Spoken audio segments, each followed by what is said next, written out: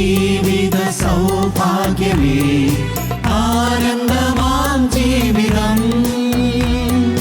ക്രിസ്തുവിൻ പിൻപേ ക്രൂശുമെടുത്തു പോകുന്ന ജീവിതമേ, ക്രിസ്തുവിൻ പിൻപേ ക്രൂശുമെടുത്തു പോകുന്ന ജീവിതമേ.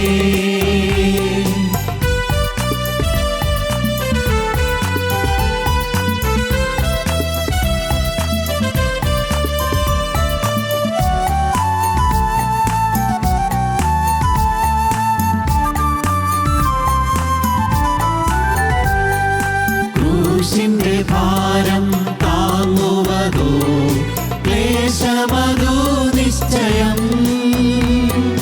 ക്രൂശിനു ശേഷം കിരീടമുണ്ടെന്നത് ഓർക്കുകിലാനന്ദമാ. ക്രൂശിനു ശേഷം കിരീടമുണ്ടെന്നത് ഓർക്കുകിലാനന്ദമാ.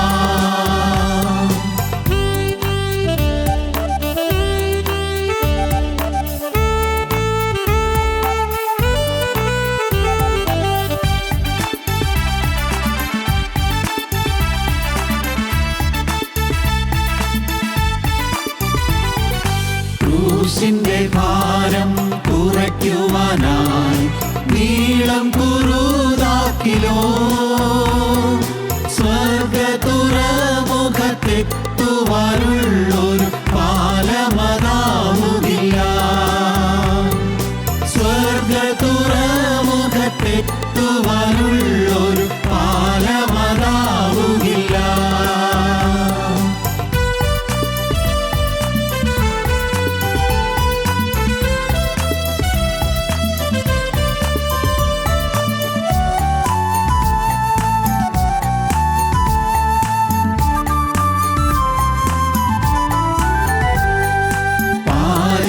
കഷ്ടങ്ങൾ സാരമില്ല, നമ്മിൽ വെളിപ്പെടും തേജസ്സോർത്താൽ. യേശുവിൻ പൊന്മുഖം കാണുന്ന ഭാഗ്യം വർണ്ണിച്ചിടാനാകുമോ? യേശുവിൻ പൊന്മുഖം കാണുന്ന ഭാഗ്യം വർണ്ണിച്ചിടാനാകുമോ? ഞങ്ങളും ക്രൂശിക്കപ്പെട്ട ക്രിസ്തുവിനെ പ്രസംഗിക്കുന്നു. ദൈവത്തിന് സ്തോത്രം, ദൈവ തിരുനാമത്തിന് മഹത്വം ഉണ്ടാകട്ടെ. വായിക്കാം. 23-ാം സങ്കീർത്തനത്തിൽ, കൂരിരുൾ താഴ്വരയിൽ കൂടി നടന്നാലും ഞാൻ ഒരനർത്ഥവും ഭയപ്പെടുകയില്ല, നീ എന്നോട് ഇരിക്കുന്നുവല്ലോ. കൂരിരുളിൻ്റെ താഴ്വര. നാം താഴ്വരയെക്കുറിച്ച് ചിന്തിച്ച് വരികയാണ്. കൂരിരുളിൻ്റെ താഴ്വര, കൂരിരുട്ട്, ആകുവാനും ഇരുട്ടിലായതുപോലെ തപ്പിത്തടയുന്നൊരനുഭവം. ഒരെത്തും പിടിയും കിട്ടുന്നില്ല. എങ്ങോട്ട് പോകുന്നു, എങ്ങനെ പോകുന്നു അറിയാൻ വയ്യ. എന്താണ് ജീവിതത്തിൻ്റെ ലക്ഷ്യം അറിയാൻ പാടില്ല. എൻ്റെ യാത്രയുടെ ലക്ഷ്യം എന്താണ് അറിയാൻ പാടില്ല. കൂരിരുളിൻ്റെ താഴ്വര. ഈ ഇരുട്ടിൽ കൂടി നാം തപ്പിത്തടഞ്ഞ് നടക്കുകയാണ്. ലോകം മുഴുവൻ വാസ്തവത്തിൽ ഇരുട്ടാണ്. ഓരോ കാലഘട്ടത്തിൽ അവിടെ ചെറിയ ചെറിയ പ്രകാശം ഉണ്ടായിട്ടുണ്ട്, ദൈവിക പ്രകാശം ഉണ്ടായിട്ടുണ്ട്. എന്നാൽ ലോകത്തിലെമ്പാടും വാസ്തവത്തിൽ കൂരിരുളാണ്. ഭവനങ്ങളും കൂരിരുളിലാണ്, വീടുകളും കൂരിരുളാണ്. അത് നാം മനസ്സിലാക്കണമെങ്കിൽ ആ വീട്ടിലുള്ളവരുടെ സ്വഭാവം നോക്കിയാൽ മതി. എന്നും വഴക്കും പിണക്കവും ഇഷ്ടക്കുറവും മുഷിച്ചിലും പരസ്പരം നീരസവും കയ്പും വിദ്വേഷവും എല്ലാമായിട്ട് അനേകം കുടുംബങ്ങളിന്ന് തകർന്നുകൊണ്ടിരിക്കുകയാണ്. സ്നേഹമില്ല, കുടുംബങ്ങളിൽ ഐക്യമില്ല. ഈ ഐക്യവും സ്നേഹവും ഇല്ലാത്തതുകൊണ്ട് അവിടെ കൂരിട്ടാണ്. സ്നേഹമുണ്ടെങ്കിൽ അവിടെ വെളിച്ചമുണ്ട്. നമ്മുടെ അനേകം ഭവനങ്ങൾ കൂരിട്ടിലാണ്, അനേകം ഭവനങ്ങൾ. പക്ഷേ നിങ്ങൾ ഇതെല്ലാം കേട്ടു പോകുന്നെങ്കിൽ ഇത് വാസ്തവത്തിൽ ഗ്രഹിക്കുന്നുണ്ടോ എന്ന് എനിക്ക് സംശയം. കൂരിട്ടിലാണ്, ഇരുട്ടിൽ നിറഞ്ഞു നിൽക്കുകയാണ്. പരാതികളും പരിഭവങ്ങളും ഇഷ്ടക്കേടുകളും എല്ലാം ആ വീട്ടിൻ്റെ അന്തരീക്ഷത്തെ ഇരുളിൽ മുങ്ങിപ്പോകത്തക്ക ആക്കിയിരിക്കുകയാണ്. കൂരിരുൾ. ദൈവത്തിന് സ്തോത്രം. ചില കാര്യങ്ങളിലുള്ള നിർബന്ധ ബുദ്ധികൾ, ദുശ്ശാഠ്യങ്ങൾ, കോപാവേശങ്ങൾ, മത്സരങ്ങൾ, അട്ടഹാസങ്ങൾ, ചിലപ്പോൾ ഗർജനങ്ങൾ, ചിലപ്പോൾ വഴക്കടിച്ച് അടിയും ബഹളവുമായി വലയുന്ന കുടുംബങ്ങൾ. അവിടെയെല്ലാം ഇരുട്ടാണ്. ആ ഇരുട്ടിൽ ഒരു രജത താരമായി, വെള്ളി നക്ഷത്രമായി നാം നിൽക്കണമെന്നുള്ളതാണ് ദൈവത്തിൻ്റെ ആഗ്രഹം. രജത താരം, വെള്ളി നക്ഷത്രം നാം ഓരോരുത്തരും. കൂരിരുട്ടിൻ്റെ മധ്യത്തിൽ ഒരു വെളിച്ചമായി നാം ഒരാൾ നിൽക്കണം. ഒരു പൊട്ട് വെളിച്ചമായി നിൽക്കണം, ചെറിയൊരു വെളിച്ചമായി നാം നിൽക്കണം. വീട്ടിലുള്ള എല്ലാവരും ഈ വെളിച്ചമുള്ളവരായി തീരുമ്പോൾ വീട് നല്ല പ്രകാശവാനായി തീരും. നമ്മുടെ കൊച്ചു കൊച്ചു കുടുംബങ്ങൾ വാസ്തവത്തിൽ പ്രകാശമുള്ള കുടുംബങ്ങളായി തീരണം. നിങ്ങൾ ചിന്തിക്കൂ, നിരാശയുടെ ഈ കൂരിട്ടുള്ള കുടുംബങ്ങളുണ്ട്. നിരാശയിലാണ്ടുപോയ ജീവിതങ്ങൾ, ഭാവിയെക്കുറിച്ചുള്ളതായ മോഹന സ്വപ്നങ്ങളെല്ലാം കരിഞ്ഞുണങ്ങിയ ചിന്താഗതികൾ എല്ലാം തീർന്നു. പ്രതീക്ഷകൾ നശിച്ചു, പ്രതീക്ഷകൾ അസ്തമിച്ചു പോയി. ഏറ്റവും പ്രിയപ്പെട്ടവർ കടന്നുപോയി. അതിൻ്റെ അഗാധമായി ദുഃഖം കൊണ്ട് കൂരിട്ടിലായിരിക്കുന്ന ഹൃദയങ്ങളുണ്ട്. പ്രിയപ്പെട്ട ഭാര്യ കടന്നുപോയി, അല്ലെങ്കിൽ പ്രിയപ്പെട്ട ഭർത്താവ് കടന്നുപോയി, അല്ലെങ്കിൽ പ്രിയപ്പെട്ട മോൻ കടന്നുപോയി, എല്ലാ അപ്പനോ അമ്മയോ കടന്നുപോയി. എല്ലാ വിധത്തിലും കുടുംബത്തെ നിയന്ത്രിച്ചു കൊണ്ടിരുന്നവർ കടന്നുപോയി. അപ്പോൾ തീർച്ചയായിട്ടും ആകുവാനൊരു കൂരിട്ട് അവിടെ വരുന്നത് പോലെ തോന്നും. ഇല്ല എന്ന് പറഞ്ഞിട്ട് കാര്യമില്ല, തീർച്ചയായിട്ടും നമുക്ക് ദുഃഖമുണ്ട്, സംശയമില്ല. പക്ഷേ അങ്ങനെ ദുഃഖത്തിൻ്റെയും നിരാശയുടെയും നെടുവീർപ്പിൻ്റെയും കൂരിട്ടുകൊണ്ട് നിറഞ്ഞ വീടുകളിൽ കർത്താവായ യേശുക്രിസ്തുവിൻ്റെ അഭൗമ പ്രകാശം ഉദിക്കണം. കൂരിരുൾ താഴ്വരയാണ് പല വീടുകളും. കൂരിരുളിൻ്റെ താഴ്വര. ശാന്തിയില്ല, സമാധാനമില്ല, സ്വസ്ഥതയില്ല, വിശ്രമമില്ല. രാപകൽ അധ്വാനിച്ചിട്ടും ഒരെത്തും പിടിയും കിട്ടുന്നില്ല. രാവും പകൽ അധ്വാനിക്കുന്നുണ്ട്, ജോലി ചെയ്യാത്തതുകൊണ്ടല്ല, കഷ്ടപ്പെടുന്നുണ്ട്, ഓവർ ടൈം ഡ്യൂട്ടി ചെയ്യുന്നുണ്ട്. എങ്ങനെയെങ്കിലും ഒന്ന് വരവും ചെലവും കൂടി നോപ്പിക്കാൻ ശ്രമിക്കുന്നുണ്ട്, പക്ഷേ സാധിക്കുന്നില്ല. രണ്ടറ്റും കൂട്ടിമുട്ടിക്കാൻ എന്നാണ് ഞാൻ പറയാൻ വന്നത്. രണ്ടറ്റും കൂട്ടിമുട്ടിക്കുക വെച്ചാൽ to make both ends meet. രണ്ടറ്റും വരവും ചെലവും ഒരുമിച്ച് കൊണ്ടുപോകാൻ. ഏതാണ്ട് ഒരു വരവിനൊത്തപോലെ ചെലവ് ചെയ്യുക, അങ്ങനെ കഷ്ടിച്ച് കടന്നു പോകുക. ഈ വരവും ചെലവിനും ഒരുമിച്ച് നോക്കുമ്പോൾ പലപ്പോഴും ചെലവ് കൂടുതലാണ്. എന്തു ചെയ്യും? കടം കൂടി വരുന്നു. ഇതിന് പരിഹാരം എന്താ വേണ്ടത്? ആരോടെങ്കിലും കടം മേടിക്കുമ്പോൾ പിന്നെ അതിൻ്റെ പ്രശ്നങ്ങളായി. കൂരിട്ടാണ്, ഇതെല്ലാം കൂരിട്ട് കൊണ്ടുവരികയാണ്. കുടുംബങ്ങളിൽ കൂരിട്ട്, പരസ്പരമുള്ളതായ സ്പർദ്ധ, പരസ്പരമുള്ളതായ പോര്. സഹോദരന്മാർ തമ്മിൽ അനേകം കുടുംബങ്ങളിലും ഐക്യമില്ല. സഹോദരന്മാർ തമ്മിൽ ഒരുപക്ഷേ സഹോദരന്മാർ ചിലർ വേറെ വീട് വെച്ച് പോയി, പക്ഷേ അത് കഴിഞ്ഞാലും ഉള്ളിൽ ഐക്യമില്ല. അപ്പൻ തന്നത് പോരാ എന്നുള്ള ചിന്താഗതി ചിലർക്ക്. അപ്പം എന്നോടുള്ള സ്നേഹം എൻ്റെ ചേട്ടനോടാണ് സ്നേഹമെന്ന് ചിലർക്ക്. ചേട്ടൻ കൊണ്ടുവന്ന സ്ത്രീധനം അത് എല്ലാം അപ്പൻ എടുത്തു. പക്ഷേ അനിയൻ കൊണ്ടുവന്ന സ്ത്രീധനത്തിന് അപ്പനൊന്നും എടുത്തില്ല. ആ സ്ത്രീധനം കൊണ്ട് എല്ലാം സ്വത്തുണ്ടാക്കിയത് ഇപ്പോൾ എനിക്ക് എൻ്റെ സ്ത്രീധനവും പോയി, എൻ്റെ സമ്പത്തും പോയി എന്ന് വിചാരിച്ച് കഴിയുന്ന ചേട്ടന്മാർ ഇതൊക്കെയുണ്ട് പല വീടുകളിലുണ്ട്. ഇതെല്ലാം കൂരിരുട്ടാണ്. കൂരിരുട്ടിൻ്റെ ഇരുൾ തിങ്ങിയ ഒരു അന്തരീക്ഷം, ആസകലം വൈരുദ്ധ്യങ്ങൾ തിങ്ങിയ ഒരു അന്തരീക്ഷം, പ്രയാസപൂർണമായ ഒരു അന്തരീക്ഷം, നിരാശ പറ്റിയ അന്തരീക്ഷം. നിങ്ങൾ ചിന്തിക്കൂ, നിങ്ങളുടെ ജീവിതം എങ്ങനെയാണ്? ചിന്തിച്ചു നോക്കൂ. ഇല്ല എന്ന് പറഞ്ഞിട്ട് കാര്യമില്ല, ഉണ്ട്, കൂരിട്ടുണ്ട്. നാളെയെക്കുറിച്ചുള്ളതായ ആങ്സൈറ്റീസ്, നാളെയെക്കുറിച്ചുള്ളതായ ആശങ്കകൾ നിങ്ങളുടെ ഹൃദയത്തിൽ കൂരിട്ടുണ്ടാക്കുന്നു.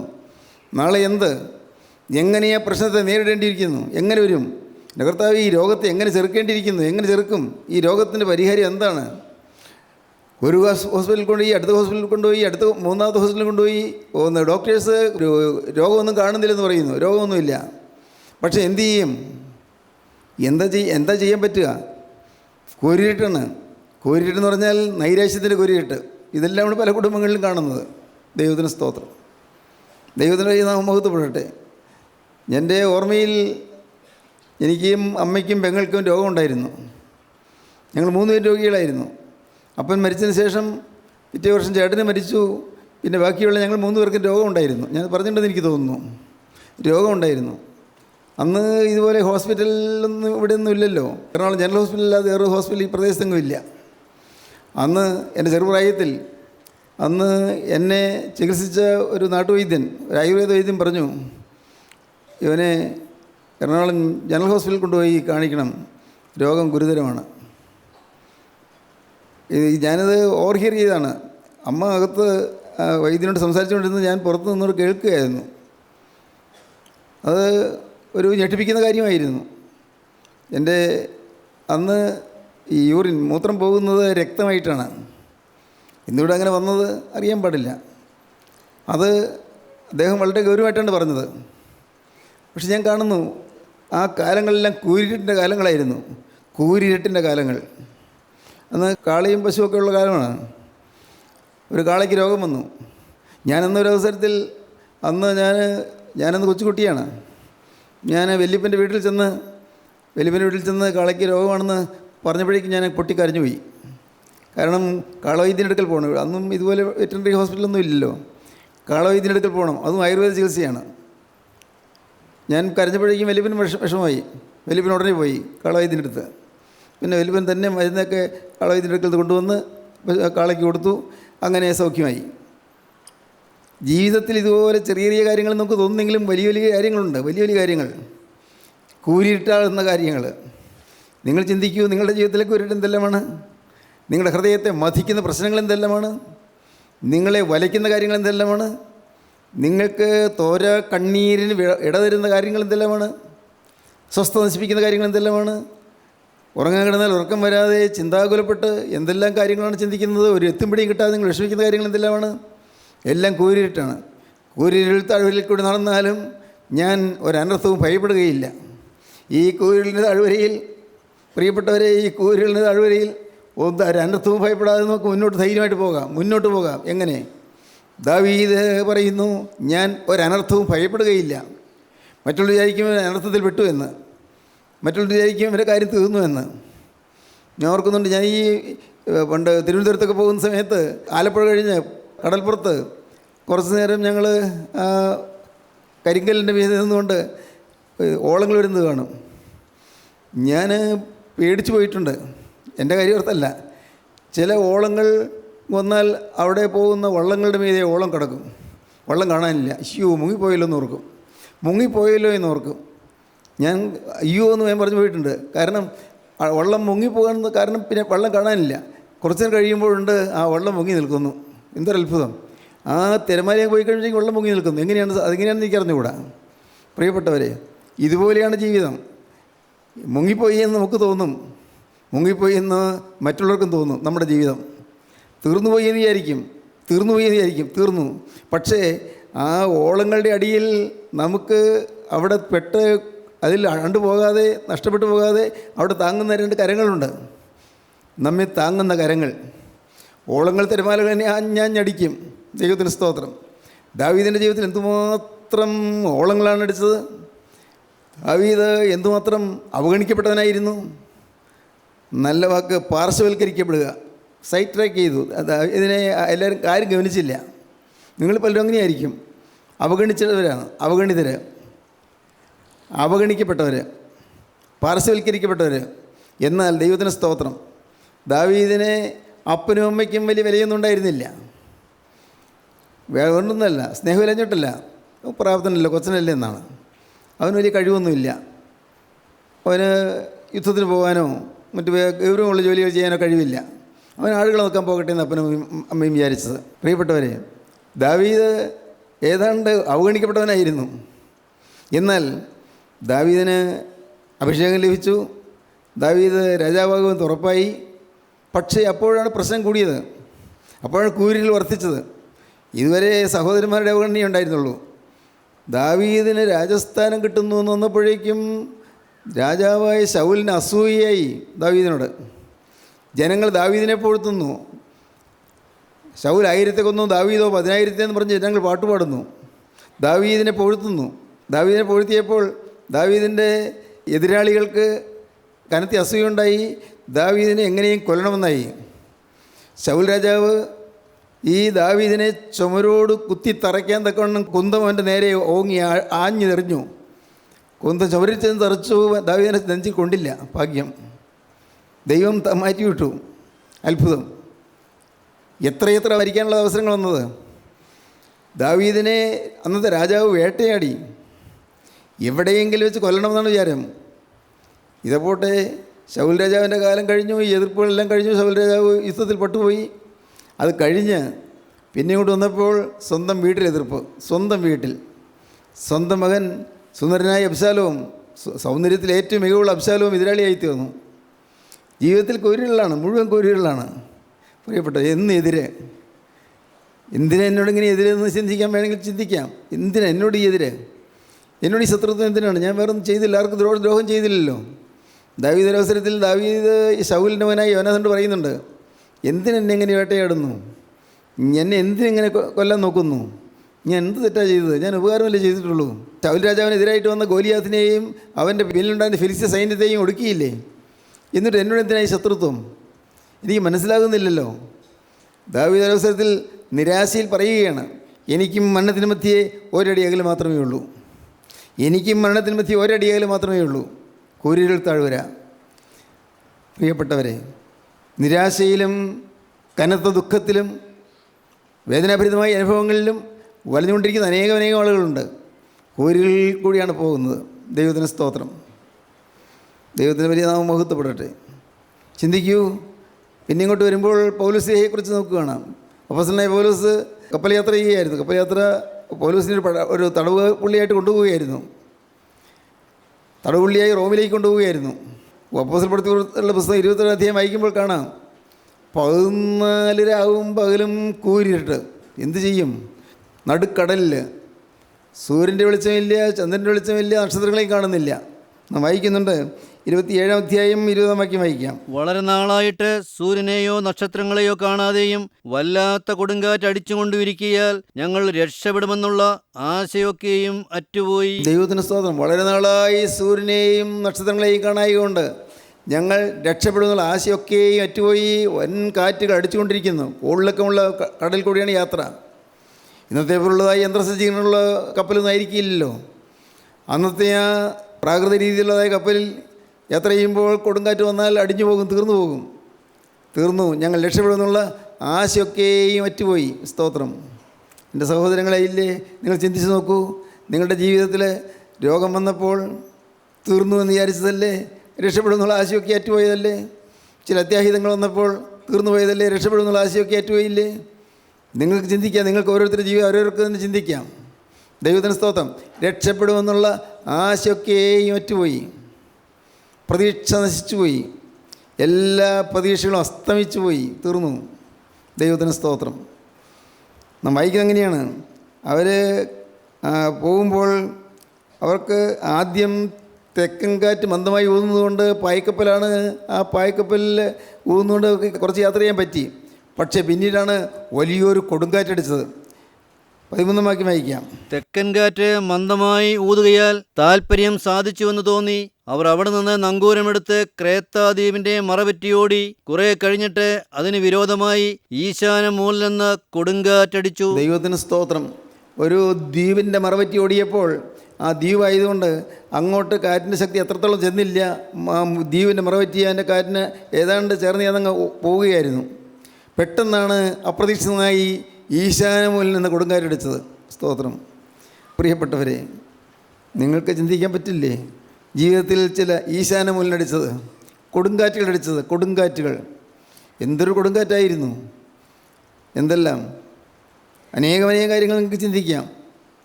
വിവാഹം എല്ലാം പറഞ്ഞു, തീരുമാനിച്ചു, ഉറച്ചു. അപ്പോഴാണ് അറിയുന്നത് പെൺകുട്ടി വേറൊരാളുടെ സ്നേഹബന്ധത്തിലാണെന്ന്. വലിയൊരു കൊടുങ്കാറ്റായിരുന്നു. എല്ലാം ഉറച്ചതാണ്, എല്ലാം തീരുമാനിച്ചതാണ്. അല്ലെങ്കിൽ കല്യാണം കഴിക്കാമെന്ന ചെറുപ്പക്കാരൻ അവൻ വേറെ ഒരു സ്ത്രീയുടെ അടിമയാണെന്ന്. എന്തു ചെയ്യും? പറഞ്ഞുപോയി, ഉറച്ചുപോയി, കല്യാണം എല്ലാം തയ്യാറാക്കി, എല്ലാം ശരി. എന്തു ചെയ്യും? അല്ല, കല്യാണം കഴിഞ്ഞിട്ടാണെങ്കിലോ ഈശാനമൂലം തന്നെ, എന്നും അസ്വസ്ഥത തന്നെ. വളരെ സ്നേഹമായിട്ട് വിവാഹം കഴിച്ച് സന്തോഷമായിട്ട് കഴിയാമെന്ന് വിചാരിച്ചു. പക്ഷേ പെൺകുട്ടി ഭർത്താവിനെ അനുസരിക്കില്ല. മറുതലിക്കുന്ന പെൺകുട്ടി, മത്സരിക്കുന്ന പെൺകുട്ടി, അനുസരണമില്ലാത്തവൾ. ഭർത്താവിനെ അനുസരിക്കില്ല, മാതാപിതാക്കളെ അനുസരിക്കില്ല, അവളുടെ സ്വന്തം അപ്പനെ പോലും അനുസരിക്കില്ല. എന്തു ചെയ്യും? ഈശാനമൂലനാണ്. പാവം ചെറുപ്പക്കാരൻ വരഞ്ഞു പോവില്ലേ? അവനാകെ ആടി വരഞ്ഞു പോവില്ലേ? നിങ്ങൾക്ക് ചിന്തിക്കാം, ഓരോന്ന് ചിന്തിക്കാം. ദൈവത്തിന് സ്തോത്രം. ദൈവത്തിന് വലിയ നാമം മഹത്വപ്പെടട്ടെ. ആറ്റുനോറ്റ് വളർത്തിയ ഒരു പെൺകുഞ്ഞ്, ആ കുഞ്ഞിനെ കല്യാണം കഴിച്ചു വിട്ടു. വലിയ കോടീശ്വരനാണ് അപ്പൻ കേന്ദ്ര സർക്കാരിൽ ജോലിയുള്ള ഒരാളാണ്. പെൺകുട്ടി വിവാഹം കഴിച്ചു വിട്ടു. പക്ഷേ എന്തുപറ്റി? ഏതാനും നാൾ കഴിഞ്ഞപ്പോൾ അതിന് മനസ്സിലായി അവൻ മദ്യപനാണെന്ന്. ഇഷ്ടംപോലെ രൂപ കൊടുത്താൽ വിട്ടത്. കാരണം ഒരു മോളേ ഉള്ളൂ, ഇഷ്ടംപോലെ സ്വത്തുണ്ട്. മദ്യപനാണെന്ന് മനസ്സിലായി. അതിൻ്റെ കൂടെ വേറെ വൃത്തികേടുകളുണ്ടെന്ന് മനസ്സിലായി. അദ്ദേഹം പറഞ്ഞത് എങ്ങനെയാണ്? ഞാൻ പൊന്നുപോലെ എൻ്റെ മോളെ നോക്കിയതാണ്, പൊന്നുപോലെ. ഞാൻ നുള്ളി നോവിച്ചിട്ടില്ല. ഇപ്പോൾ എൻ്റെ മോൾ എന്നും അടികൊള്ളുകയാണ്. ദൈവത്തിന് സ്തോത്രം. എൻ്റെ മോൾ ഇപ്പോൾ അടികൊള്ളുകയാണ്. എന്തിനടിക്കുന്നത് ഞാൻ ചോദിച്ചില്ല. കാരണം ആ മനുഷ്യൻ പറയുമ്പോൾ വിതുമ്പുന്നു. കൊടുങ്കാറ്റാണ്, ചുഴലിക്കാറ്റാണ്, ആപത്തുകളാണ്, ദുരിതങ്ങളാണ് പ്രിയപ്പെട്ടവരെ. അനേകർ ഇതുപോലെ. അതിനുശേഷം 2-3 വർഷം കഴിഞ്ഞ് പിന്നെ ഞാനൊരു സ്ഥലത്ത് വെച്ച് കണ്ടു.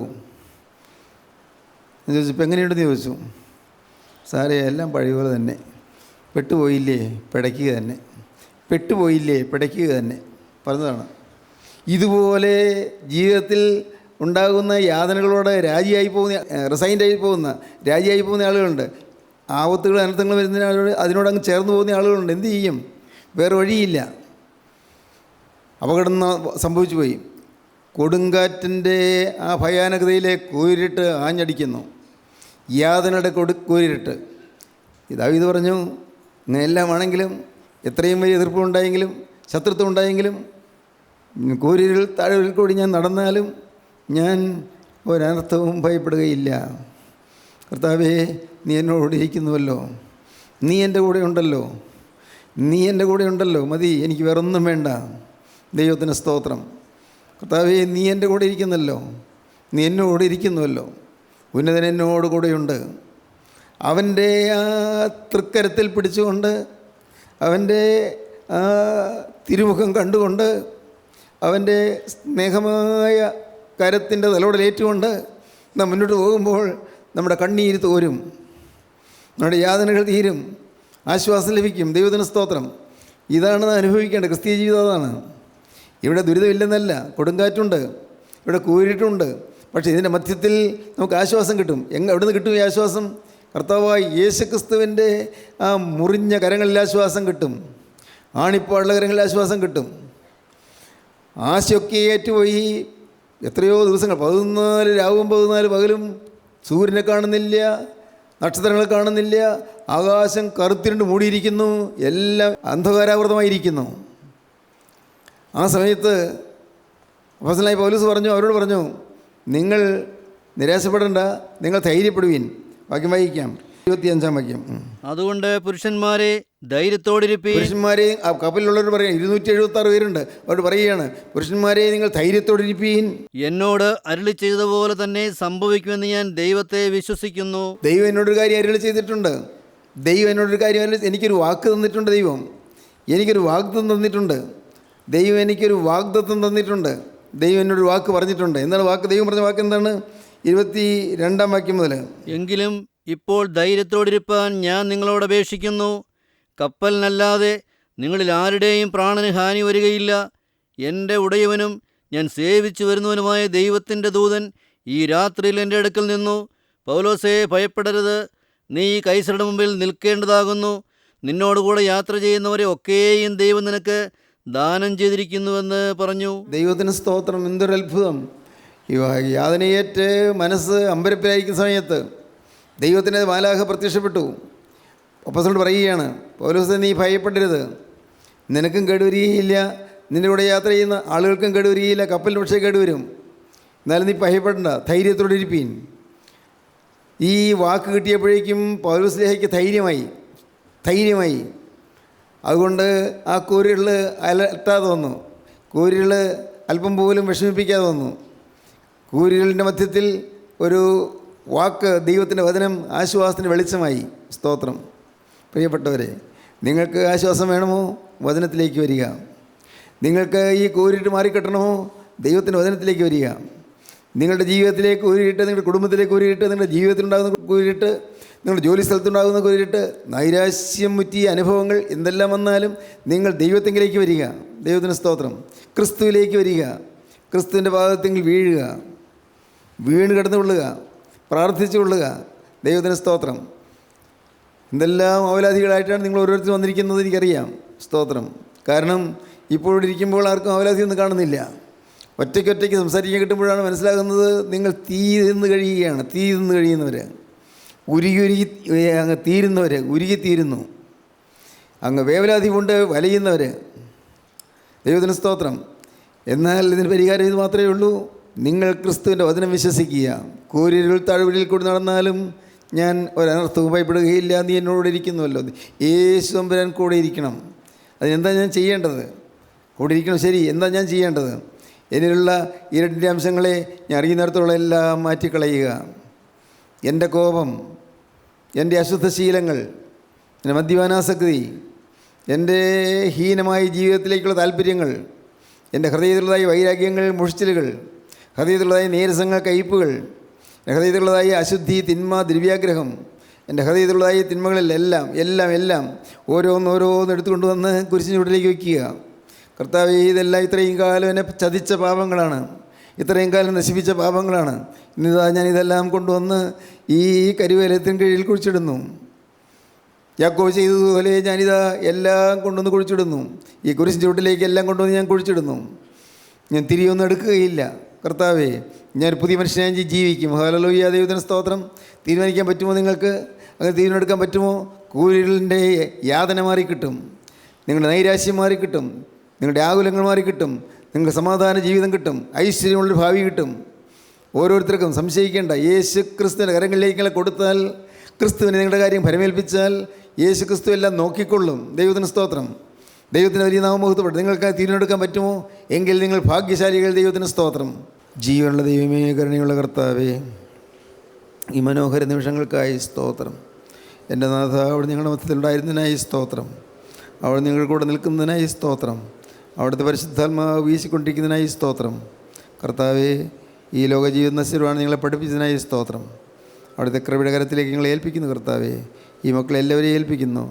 മനം നൊന്തിരിക്കുന്നവരുണ്ടല്ലോ കർത്താവേ, ദുഃഖിതരായിരിക്കുന്നവരുണ്ടല്ലോ കർത്താവേ, മുന്നോട്ടൊരു വഴി കാണാതെ അലഞ്ഞ് വിഷമിക്കുന്നവരുണ്ടല്ലോ കർത്താവേ, ആകുലഭാരത്തോടെ സങ്കടപ്പെട്ടിരിക്കുന്നവരുണ്ടല്ലോ എൻ്റെ കർത്താവേ, വിവിധ രീതിയിൽ പ്രശ്നങ്ങളുടെ മുമ്പിൽ മനസ്സ് വലഞ്ഞിരിക്കുന്നവരുണ്ടല്ലോ കർത്താവേ, രോഗത്താൽ ബന്ധിതരായിരിക്കുന്നുണ്ടല്ലോ കർത്താവേ, എല്ലാവരെയും എൻ്റെ കർത്താവേ, എല്ലാവരെയും, ഇപ്പോൾ ഈ വാക്കുകളെ കേൾക്കുന്ന എല്ലാവരെയും, ഈ പ്രാർത്ഥനയിൽ കൂടുന്ന എല്ലാവരെയും നാഥ തൃക്കരം നീട്ടി ഒന്ന് തൊടണമേ. ഹല്ലേലൂയ. യേശുവേ, ഈ മക്കളെ തൊടണമേ. ഹല്ലേലൂയ. അപ്പോൾ ഈ മക്കളുടെ മേൽ തൃക്കരം തൊടണമേ. ഹല്ലേലൂയ. ഹല്ലേലൂയ. ഹല്ലേലൂയ. എൻ്റെ കരുണയുള്ള കർത്താവേ, മനസ്സലിയണേ അപ്പാ. പരിശുദ്ധാത്മാവേ ആവസിക്കണമേ. പരിശുദ്ധാത്മാവേ ആവസിക്കണമേ. പരിശുദ്ധാത്മാവേ പൊരുന്നി ആവസിക്കണമേ. പരിശുദ്ധാത്മാവേ ഈ മക്കളുടെ മേൽ പകരണമേ. കൃപ പകരണമേ. അനുഗ്രഹം പകരണമേ. ശക്തി പകരണമേ. തീജ്വാല പകരണമേ. തീയാൽ ജ്വലിക്കണമേ. എല്ലാവരെയും അനുഗ്രഹിക്കണമേ. നന്മകളാൽ നിറയ്ക്കണമേ. യേശു ക്രിസ്തുവിൻ്റെ വിലയേറിയ നാമത്തിൽ പ്രാർത്ഥിക്കുന്നു. കൃപയോടെ കേൾക്കണം പിതാവേ. ആമീൻ. ഹല്ലേലൂയ.